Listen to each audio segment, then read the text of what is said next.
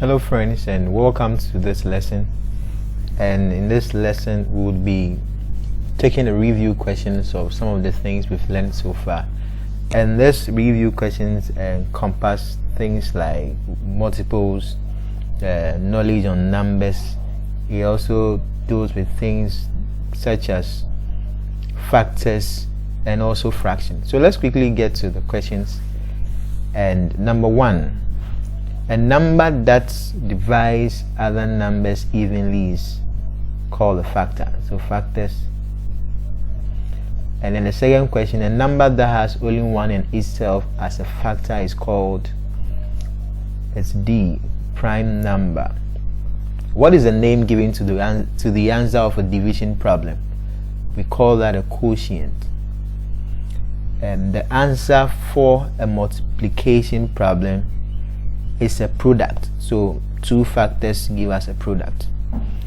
Which operation is the same as repeated addition? Multiplications are also repeated additions. What is the answer to the subtraction problem? We call that a difference. And then number 7, different fractions that name the same amount or value are called equivalent fraction. An example of an equivalent fraction is something like 1 over 2 and then 50 over 100. So that's basically an equivalent fraction. Alright, that means to express a fraction in its simplest form. To simplify, the word is here, so just take note of the word simple and then simplify. So simplify means to express a fraction in its simplest form. Then number 9, 1 out of 10 equal parts. The position of the first digit to the right of the decimal position is, okay, so we could just look at something like this, 32.54, and this is the tens place, this is the ones, this is the tenth, and this is the hundred. So the question is asking that 1 out of 10 equal parts. So the first, that's the first clue, 1 out of 10 equal parts. However, you could also look at it from this place, the position of the first digit to the right of the decimal position. So the position of the first digit is the 10th, just to the right of the decimal. So you could look at it from both angles. All right, next point. A whole number that has more than 2 factors is composite. Prime numbers have only 2 factors. Composite numbers have more than 2 factors. That's it. So composite numbers are numbers that have more than 2 factors. And number 11, which fraction is greatest? And then you could see that they are all like fractions. That would say that they have the same denominator. And the same denominator tells you how many parts one thing has been shared into. So just with this, if you should they should share one thing into 9 parts, and obviously the biggest would be when you are given 4 out of 9. Or you could also see this as a mark in an exam. If you write an exam, obviously the one that had the greatest mark when the questions are marked over 9 is the one that had 4 over 9. So the fraction that's the greatest is 4 over 9. Okay, we have this number 13. This is a question on like fractions, addition of like fractions. 1 over 3 plus 2 over 3. Simply when you are like fractions, you just add the numerator. Sorry, that's 1 over 2 plus 3 over 3. That's going to be 1 over 3 plus 2 over 3 will give us, so 3 out of 3. And obviously this the answer are the C part. The next question, 14, still subtraction of like fractions, and we could see that 2 over 5 minus 1 over 5, you subtract just the numerators, and then you make sure you don't do anything to the denominators. We've explained this in our lessons, and then you can check up on that, addition and subtraction of of like fractions. All right, so that would be 1 out of 5. So 2 minus 1 is 1. 5, you maintain that, and that was going to be 5 out of 5. Now, which of this is the smallest?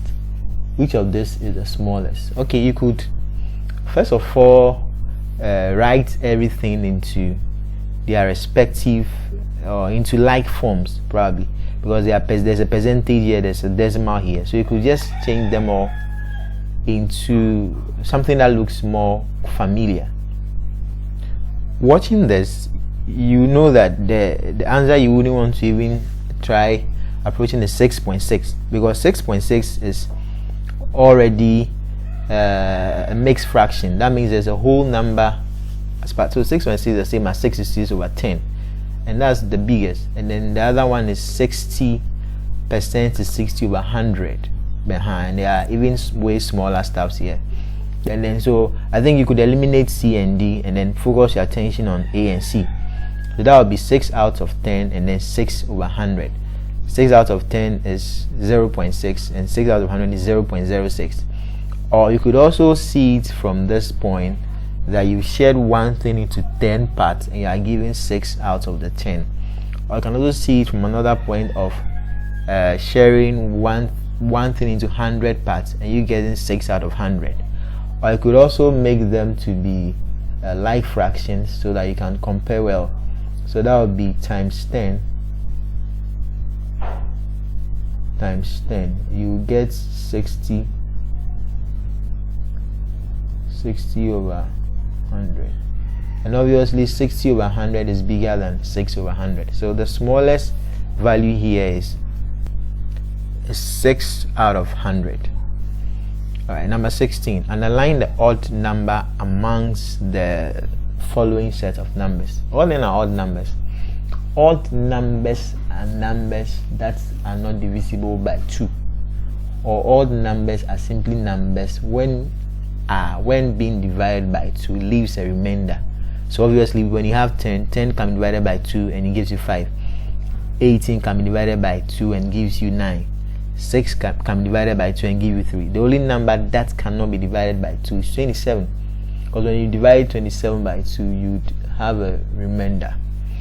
Okay, number 17. Find the next term when skip counting 3, 6 and 9. When you ask keep counting 3, 6 and 9, the next term is going to be 12, because you could see that in this way they are adding plus 3. So 3 plus 3, 6 plus 3. So if you should add plus 3 to 9 as well, we are going to get 12. So the next term is 12. Alright, we could go to the next question. Now this question is asking that the sum of 110 and 210 is. So the first thing the students have to know is what sum is. Sum is another way of calling addition problems. So the sum of 110, so 1 out of 10 plus 2 tenths. So 2 tenths is 2 over 10. It's going to give you 3 out of 10. These are also like fractions. So 1 out of 10 plus 2 out of 10 gives you 3 out of 10, and the answer is at C. It's at C. Now what's the place of 7 in the numbers 234.257? So this is 7 right here. So we have tenth, the 2 is tenth, the 5 is 100, and then the 7th is thousandth. So 7 over 1000. 7 out. So it's at the 1000th place. Now we have number 20. Round 2.63 to the nearest tenth. Now first of all, you locate where you are rounding off to, and that's a 6. So 6 is having the attention. 6 is having the attention, and then we are rounding off to the nearest tenth. 6. Alright, we look at the immediate number just at the right of the number we are rounding to. That's a 10. So if the number is from 4 to 5, you add 1. you add 1 to where you're rounding to. When the number is the number is above 5, so that means 5 to 9, you add 1 to where you're rounding to. And when it's below 5, of course, you don't add anything. So right here, 2.63, 3 is lower than 5, so meaning you don't add anything. Therefore, you'll now be 2.6 or 2.60 simply. All right, next question. Round 5496.317 to the nearest 100. So you first of all locate the hundredth place, and the 100th place here is 1. So 1 is at the 100th place. Take note the difference between hundreds and hundredth. So the hundreds is different from the 100th. All right, so the 100th place is the 1. So you look at the number right in front of 1, that's 7, and 7 is between 5 to 9. So you add 1 to the 2, so it becomes 5496.320. so that should be your final answer. Okay, number 22. Round 41.265 to the nearest 100. You locate the 100th place as well. That's a 6. Then now the digit at the 100th place is 6, and then the digit right in front of it is 5. And from 5 to 9, you have to add 1 to the number you're rounding to, so it becomes 41.270. 41.270, and that's a D. Okay, number 23. 0.42 is written as a decimal. Okay, I think this should be a fraction. Okay, we see 0.42, that's a decimal. We have to change this into a fraction. What we usually do is that the highest decimal place value tells you the number of hundreds, or the number you'd have at the denominator. And right from here we can see the 4 is a tenth,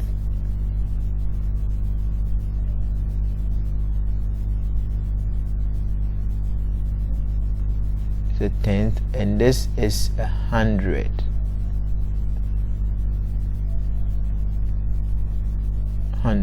So it tells us that the highest value is going to be 100. So simply it's 42 out of 100.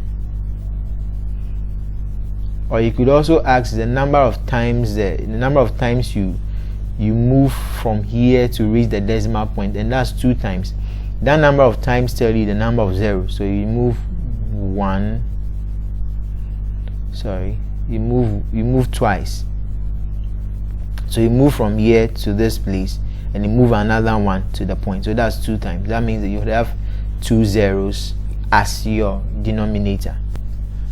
We have the last set of questions for the section A, or the multiple choice question. The square of 4 is square numbers are numbers multiplied by themselves. So square of 4 is 16. The square of 11 is a number multiplied by themselves. So 11 times 11. And I've taught a simpler way to do this. That will be 11 times 11. We are multiplying any number by 11. Just add the 2 numbers. So 1 plus 1. So just open up the numbers. 1 1 1 plus 1 2. You put the answer in the middle. So therefore 11 times 11 is 121. Or let's say if you have, let's say, 15 times 11, that would be equal to, open up the 15, and then 1 plus 5 is 6, 165. Just a quick revision there. So it means that the square of 11, which is 11 times 11, is 121.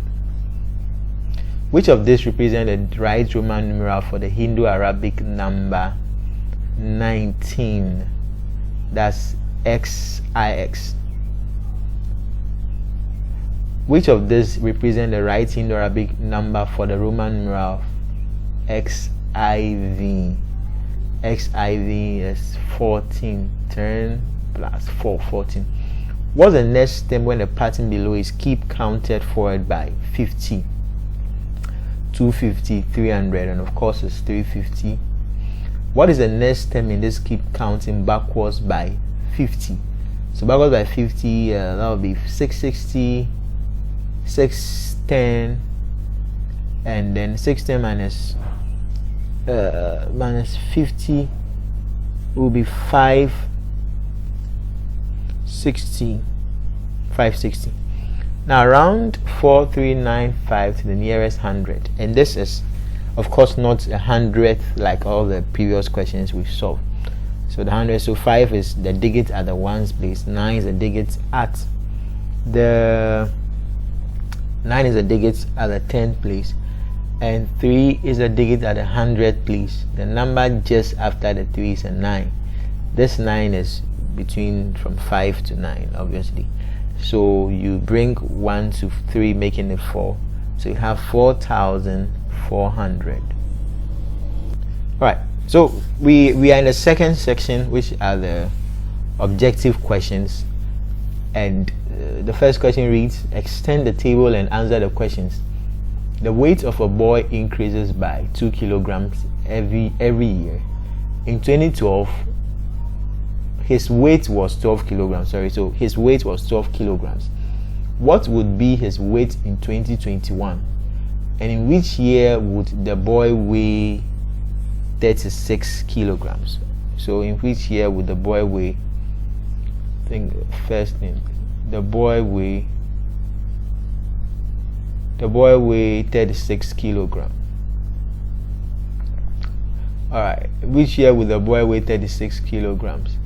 And then, so this is the year 2012, 2013, 14. And the first instruction here to extend the table, very key. It's important, extend the table. So the first thing to do is to extend your table. Okay, here I've tried to extend my table as best as possible. I think still trying to get my fluency with the use of the graphic tablet, but I think it's better. Okay, so 2016, so this is a question on patterns and skip count. You can see that if it's increasing 2 kilograms, if it's increasing 2 kilograms every year, so weight in kilograms. Sorry, so that will be 16. The next one will be 2015 will be 18, 2016 will be 20, and then 2017, 2018, 2019, 2020, and then 2021.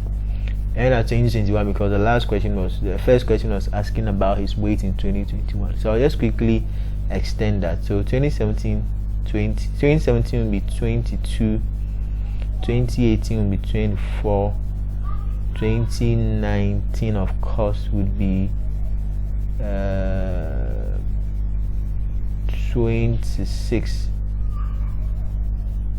2020 will be 28, and 2021 would be 30, So that give a quick answer to my first question. So what will be his weight in 2021? 30 kilograms. And make sure you bring the kilograms. You don't just write 30. You should have a unit. And in which year would he weigh 30? Would he weigh 36 kilograms? Okay, so I think I have to extend my this one again. So that will be 2021.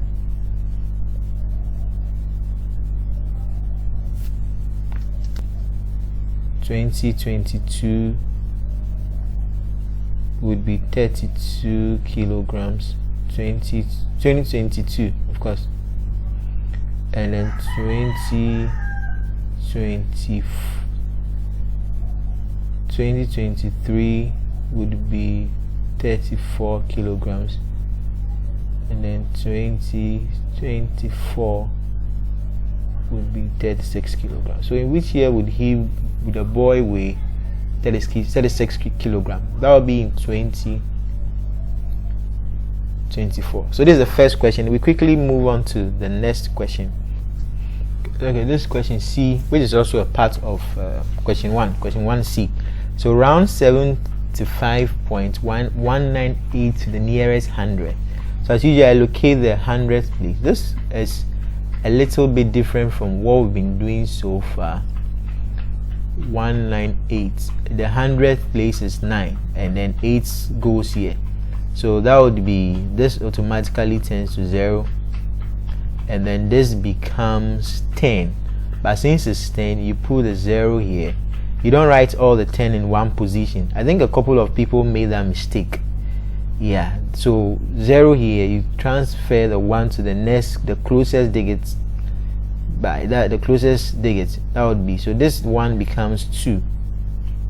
So it becomes 75.200. Okay, very important. Now yes, very beautiful question on.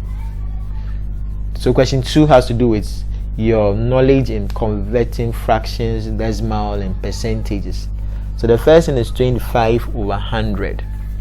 And like I'm saying, if there are 2 zeros, how many times do you move 2 times? So that would be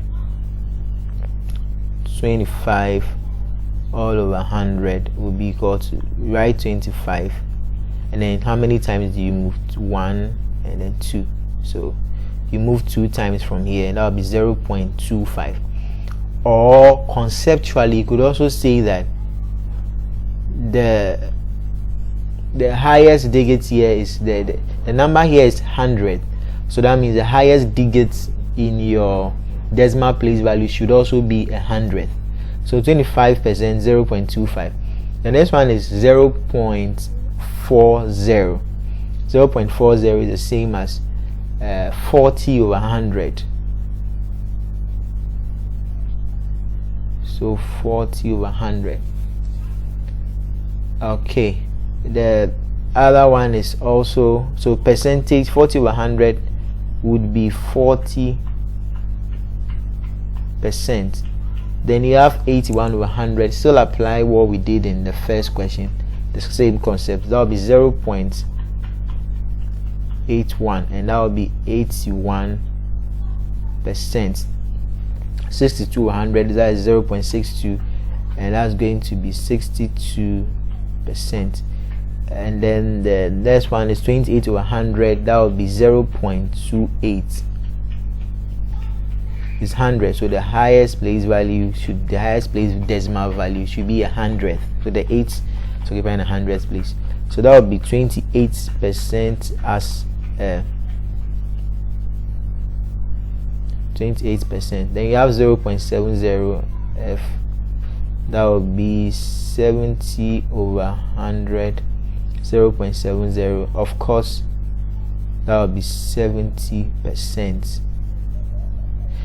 Okay, the next set of questions are on some basic decimal arithmetic. How to add and subtract decimals. Now 0.83 plus 0.1. What most students find, the first thing to do is to arrange them well. What most students find challenging is that they just arrange it the way they want. So you could see somebody do like the 0.83 and then put 0. Let's say something like this, 0 plus 0.1. No, if you are adding, this shouldn't be the case. If you are working on anything arithmetic, you'd have to make sure your place values are all well positioned. So if 0.83 plus 0.1, what do I do? That becomes 0.83 plus 0, the point should align. That's the first thing. 0.1. To help yourself, you could put a 0 here because this is an empty space, so empty, 0.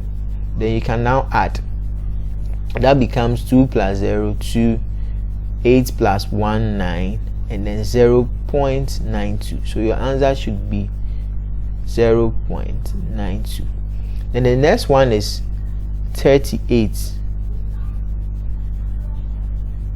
minus 0.2. It's not the same as 38.2, and it's also not the same as 3.8 minus 2. So 38 0.0 minus 0.2. 0.2. Very important. Now, what do you have here? You have a 0 here. You bring 1 here. This becomes 10. So 10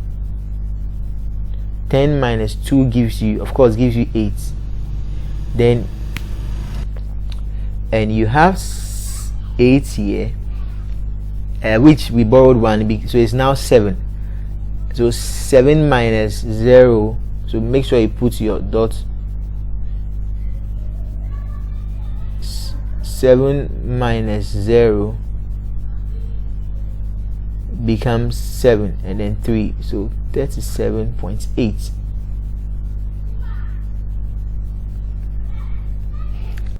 So we are at question 3, and then I read, 3 friends, Akofa, Adam, and Agana shaded a circle.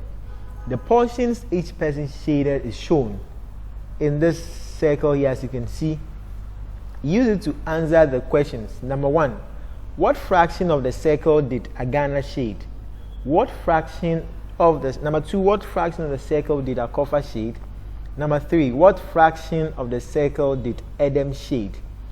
The 4th one, if Agana and Adam both use yellow color to shade their portions, what fraction is shaded?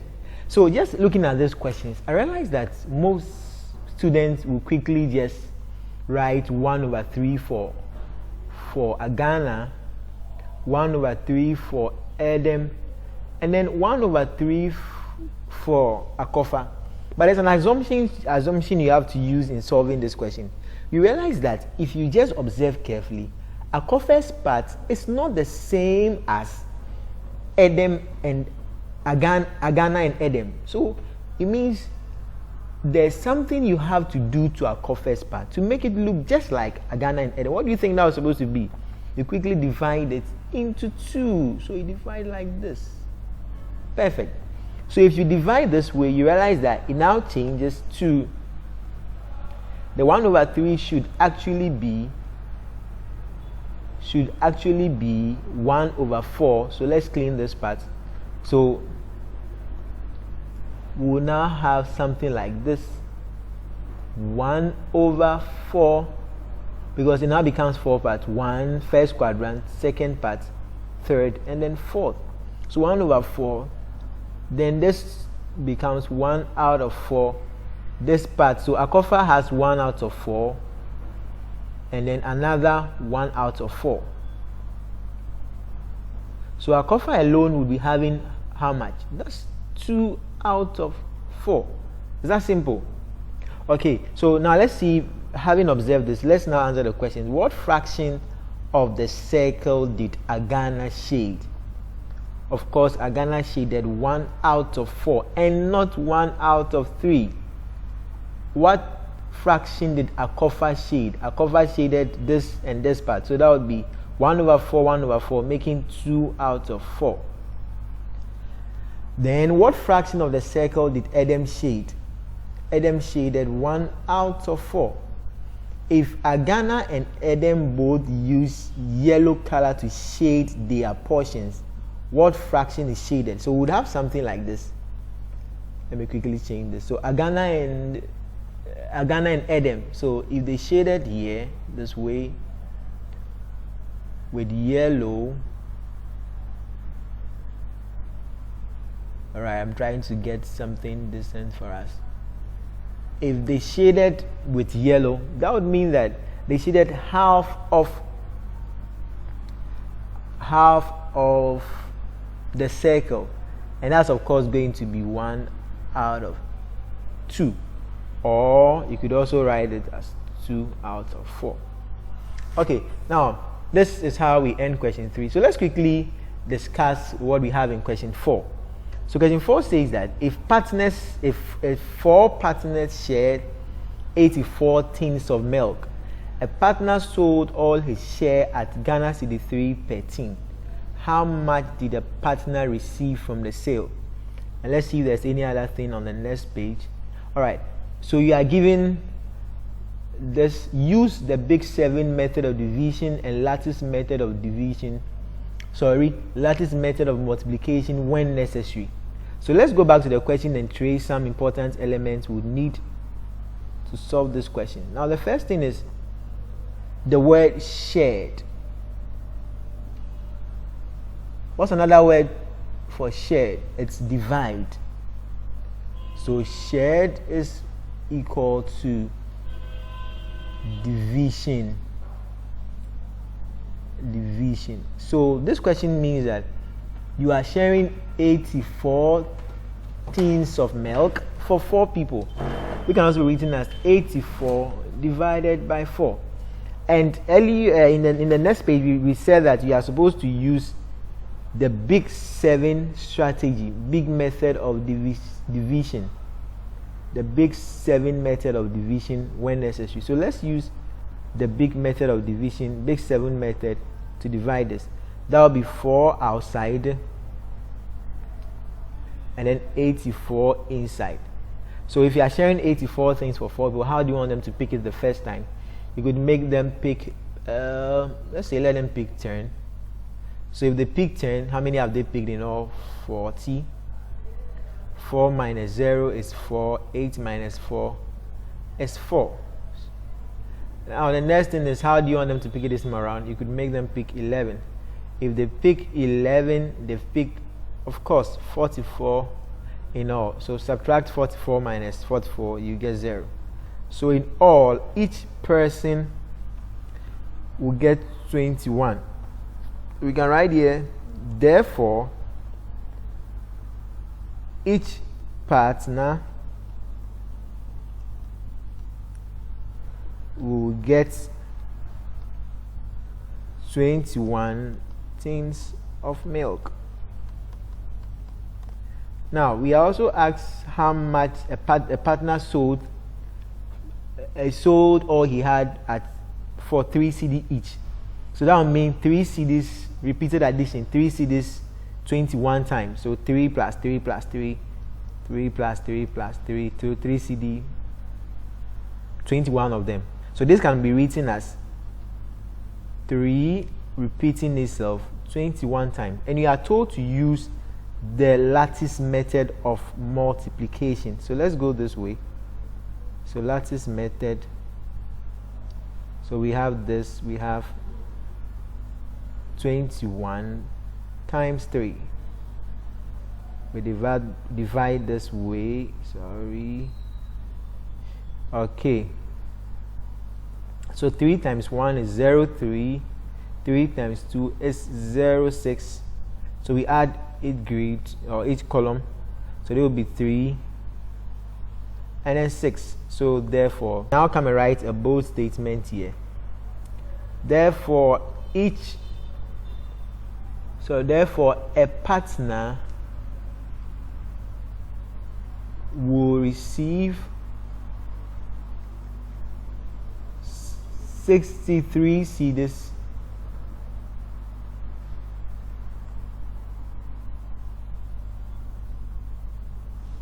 from the sale. All right, so that's it. That's how simple these questions are. So thank you for being a part of these lessons. I would encourage you to make sure you watch this video as often as possible to revise and to remind you of the things we've learned in the previous term. And see you soon in the upcoming term. We have a lot of things to do. Bye-bye.